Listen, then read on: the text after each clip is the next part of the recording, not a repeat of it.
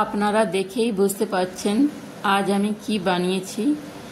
দেখুন, আজ আমি একটা Gujarati dish, famous dish dhokla বানিয়েছি। দেখুন কিভাবে বানাচ্ছি। বানানোর জন্য এখানে আমি বেসন নিয়ে নিয়েছি, ফাইন বেসন। কাপের মেজারমেন্ট নিয়ে প্রথমের কাপটা নিয়েছি 250 ml, এরপরে 120 ml দিয়ে দিলাম। এরপরে লবণ, হিং, চিনির গুঁড়ো নিয়েছি এখানে। এরপরে সাইট্রিক অ্যাসিড বা লেবুর ফুল। এরপরে এখানে জল নিয়ে নিচ্ছি, যত বেসন তার হাফ জল নিতে হবে। এখানে জলটা আমি অল্প অল্প করে দিচ্ছি, এইভাবে একই ডাইরেকশনে মিক্স করে যেতে হবে। দেখুন এইভাবে।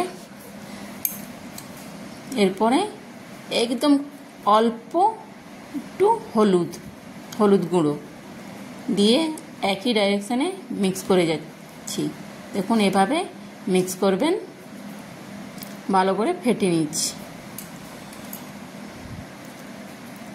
হয়ে গেছে দেখুন ফেটানো। এরপরে আমি এর মধ্যে 2 চামচ সাদা তেল দিচ্ছি। এখানে যে কোনো সাদা তেল দিলে হবে, সরষের তেল দিবেন না। দিয়ে এর মধ্যে আবার অল্প একটু জল দিয়ে দিচ্ছি। এরপরে আবার একই ডাইরেকশনে মিক্স করে নিচ্ছি এইভাবে। দেখুন এরপরে আদা এখানে একটু গ্রেট করে দিচ্ছি। আপনারা চাইলে কাঁচা লঙ্কাও চপিং করে দিতে পারেন ঝাল লাগানোর জন্য। আমি এখানে স্পাইসি করছি না। দেখুন আমাদের ব্যাটার হয়ে গেছে ঢোকলার। 10 মিনিট ঢেকে রাখছি। এবার এটা স্টিম করতে হবে। করার জন্যে আমি এরকম একটা স্টিলের গামলা নিয়েছি, এরপরে একটা স্ট্যান্ড নিয়েছি এর উপরে রাখার জন্যে। এখানে আমি জল নিয়ে নিচ্ছি 2 গ্লাস। দেখুন এবার একটা টিফিন নিয়েছি, আপনাদের কাছে যেরকম টিফিন থাকবে নিতে পারেন। আমার কাছে এটা ছিল, এই টিফিনটা নিয়েছি। এর মধ্যে আমি তেল মাখিয়ে দিচ্ছি, এইভাবে সেট আপ করছি। দেখুন এরপরে 10 মিনিট হয়ে গেছে। পরে আমি খাবার সোডা দিয়ে দিচ্ছি 1 চামচ, আবার জল দিলাম 1 চামচ দিয়ে একই ডাইরেকশনে এটা ভালো করে ফেটে নিচ্ছি। খাবার সোডা দেওয়ার পরে দেখুন একটা রিয়াকশান করছে, কীরকম বেসনটা আমাদের ঘোলটা ফুলে গেছে। এইভাবে ফাটিয়ে নিয়ে সঙ্গে সঙ্গে ওই টিফিনের মধ্যে দিয়ে দিচ্ছি। এখানে বেশি দেরি করবেন না, সব কিছু রেডি করে রাখবেন। দিয়ে খাবার সোডা বেসনে গোলার সঙ্গে সঙ্গেই দিয়ে দিবে। ওখানে ফ্লেমটা অন করে গরম জলটা ওদিকে রেডি রাখবে, এরপরে ঢেকে দেবে। হয়ে গেছে 20 থেকে 25 মিনিট এটা স্টিম করতে হবে।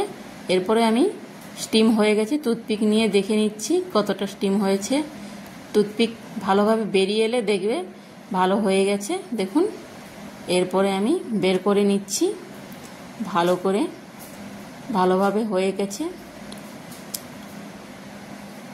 দেখুন খুব সুন্দর লাগছে দেখতে, কালারটা কতটা নরম স্পঞ্জি হয়েছে। আমি ভালো করে এবার কেটে দেখাচ্ছি হাত দিয়ে। দেখুন কিভাবে আমি করছি। মেজারমেন্টটা মেজারমেন্ট কাপটা নিয়েই বানাবেন, নাহলে ভালো হবে না। এরপরে আমি প্যানের মধ্যে অল্প একটু তেল দিয়ে কালো সরষা, কাঁচা লঙ্কা, কারি পাতা দিয়ে ভালো করে আমি এটা একটা তড়কা দেওয়ার জন্য ফ্রাই করে নিচ্ছি।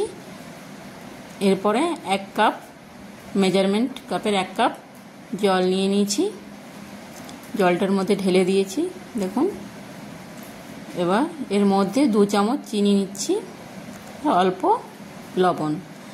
এখানে বেশি এটা বয়েল করা যাবে না, যতক্ষণ চিনিটা গুলে যাচ্ছে ঘোলটা ততক্ষণই এটা বয়েল করতে হবে। এরপরে আমি কাটিং করে দেখাচ্ছি। দেখুন, এদিকে আমার কাটিংটা দেখুন, যেভাবে ব্রেড কাটেন সেইভাবে ছুরি নিয়ে কেটে নেবেন। কাটা হয়ে গেছে, দেখুন, দেখেই বুঝতে পাচ্ছেন কতটা স্পঞ্জি, খুব সুন্দর জালিদার। এইভাবেই বানাবেন মেজারমেন্ট কাপ নিয়ে, দেখবেন আপনাদেরও খুব সুন্দর স্পঞ্জি আর জালিদার ঢোকলা হবে, খেতেও খুব ভালো লাগে।